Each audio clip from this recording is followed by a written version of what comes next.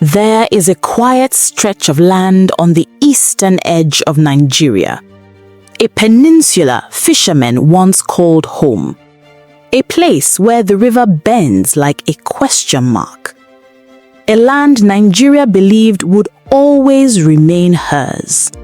But history had a different plan. This is the full and unfiltered story of Bakassi Peninsula, a land signed away before Nigeria existed, argued over in world courts, and later shaped by political decisions that would haunt the nation decades after they were made. A story forged by colonial ink, reshaped by shifting rivers, and finalized by global diplomacy. In the late 1800s, Europe carved Africa without consent. Britain took Nigeria. Germany claimed Cameroon. To avoid conflict, they drew borders through rivers, forests, villages, places they barely understood. In 1913, the Anglo-German Treaty was signed. Hidden deep within its pages was a description of a protruding landform, the Bakassi Peninsula, placed on the German side. No one knew this small clause would ignite one of Africa's longest-running territorial disputes. European surveyors struggled with Efik and Oron place names. Many were mispronounced, misspelled, or improvised. On British maps, the peninsula appeared under one spelling. On German maps, another. On some maps, it looked Nigerian. On others, it looked Cameroonian. This confusion planted the seeds of future conflict. Nature added fuel to the fire. From 1930 to 1970, the Cross River shifted. Channels opened, narrowed, and moved. Villages that once sat clearly on one side drifted toward the other. Nigeria argued, the border follows the main navigable channel, and that channel has moved. Cameroon countered, the border follows the 1913 treaty line, not the river's movement. This disagreement would become one of the defining battles at the International Court of Justice. Nigeria became independent in 1960, and here lies a critical historical twist. Nigeria's first federal maps placed the Bakassi area inside Cameroon's side of the boundary. These maps, made by Nigeria, were later used against Nigeria in the International Court of Justice case. It was one of the biggest weaknesses in Nigeria's legal defense. By the 1970s and 1980s, fishermen, families, and chiefs interacted with Nigerian authorities. Nigeria operated in the region. Cameroon protested.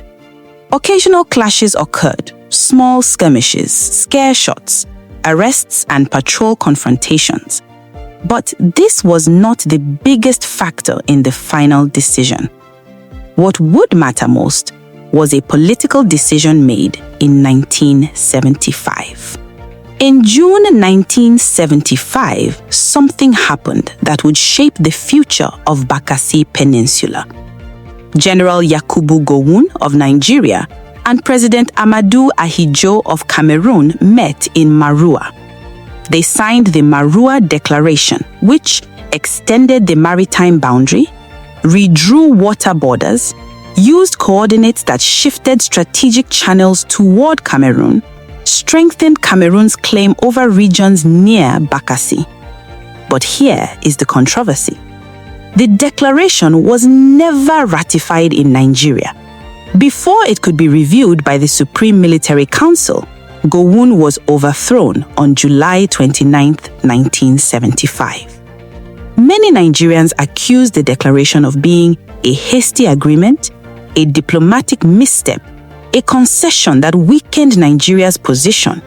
Some fringe political narratives even claim it was tied to wartime cooperation during the Biafra conflict, though no official or legal evidence supports that. But what mattered was this: The International Court of Justice later ruled that Nigeria's behavior after 1975 made the declaration valid. Nigeria didn't reject it. Nigeria acted according to it.